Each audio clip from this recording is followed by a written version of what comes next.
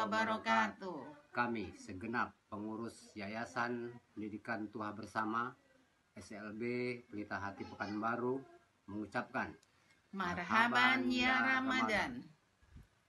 Selamat menyambut serta menjalankan ibadah puasa 1444 Hijriah. Mohon maaf lahir dan batin. Semoga Allah Subhanahu wa Ta'ala menerima ibadah puasa kita dan menjadikan kita insan yang bertakwa. Amin ya robbal alamin. Wassalamualaikum warahmatullahi wabarakatuh.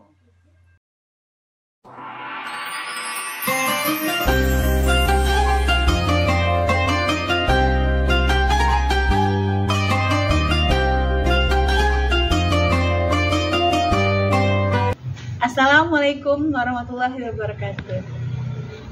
Kembali lagi dengan Bu Rika di Ramadan Ceria Penuh Berkah. Alhamdulillah, kita ucapkan pujian syukur atas kehadiran Allah yang telah memberikan kita rahmat dan kurnia pada hari ini. Dan salawat beriang salam kepada Nabi Muhammad SAW.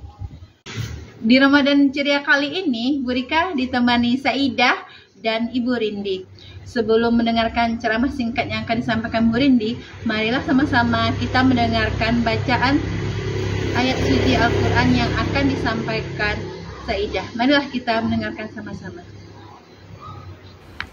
Assalamualaikum warahmatullahi wabarakatuh. A'udzu billahi minasy syaithanir rajim. Bismillahirrahmanirrahim.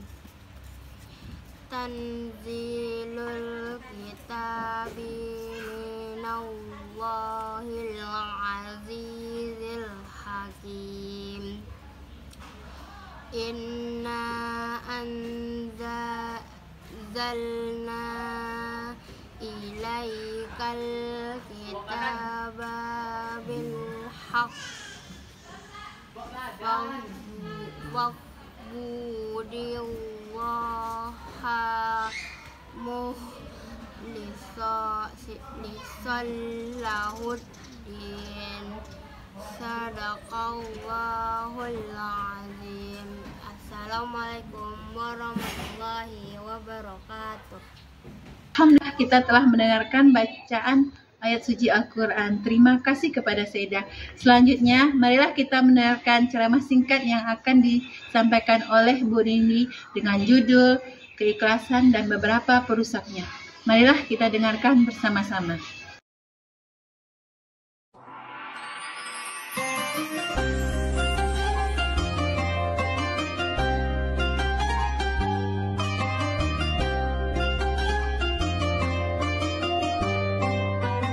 Assalamualaikum warahmatullahi wabarakatuh.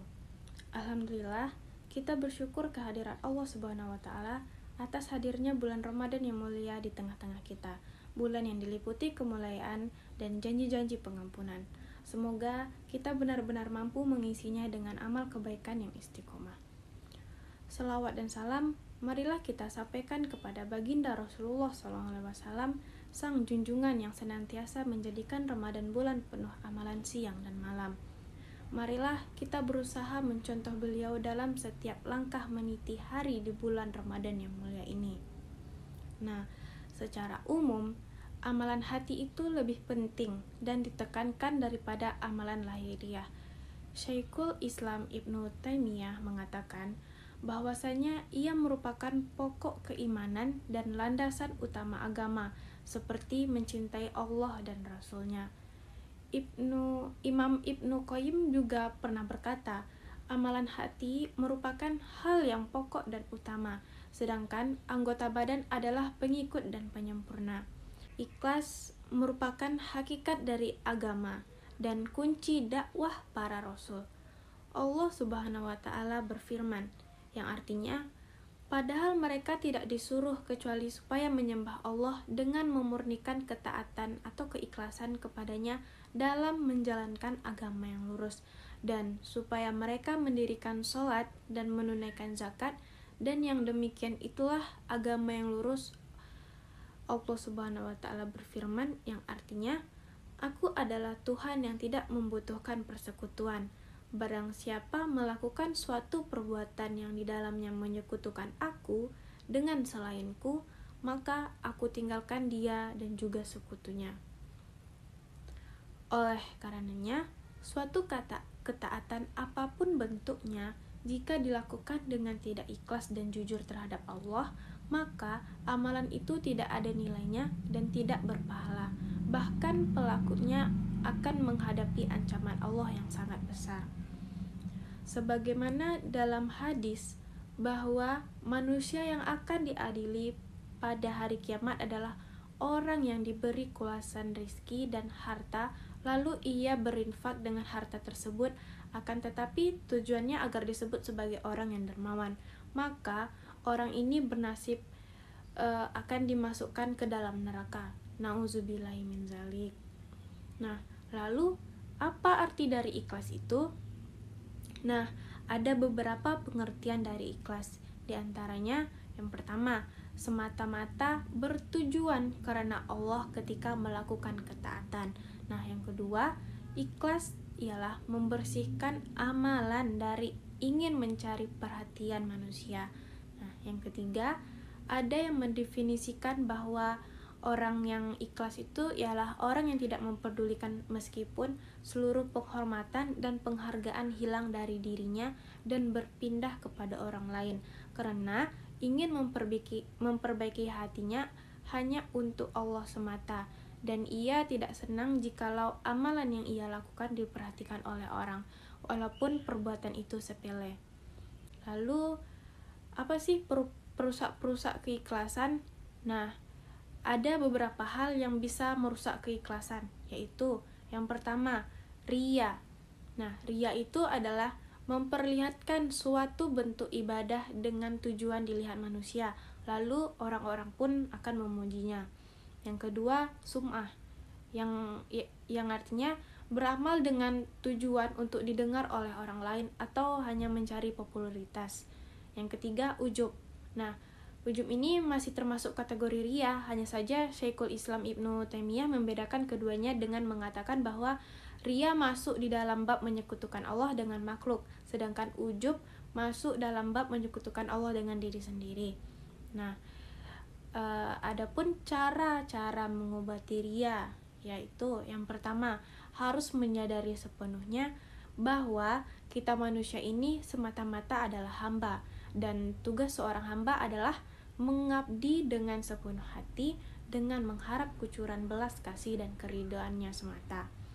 Lalu yang kedua, menyaksikan pemberian Allah, keutamaan dan taufiknya, sehingga segala sesuatu diukur dengan kehendak Allah bukan kemauan diri sendiri.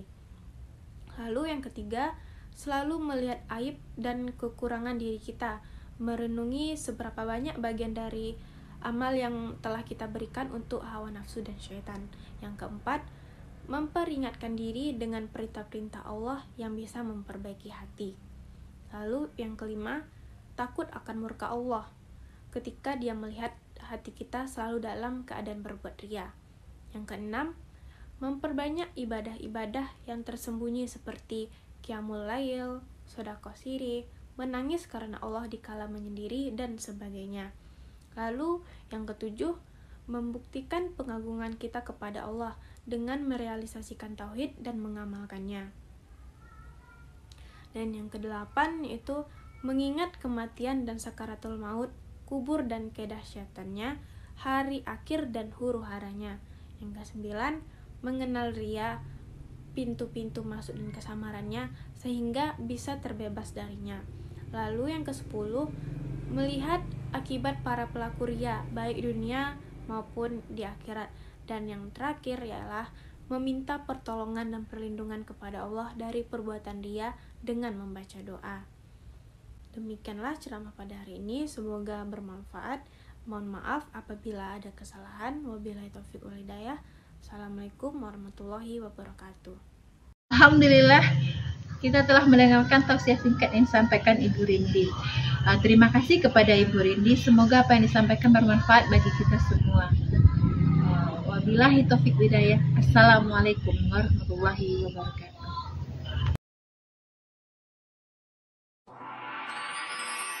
Wabarakatuh.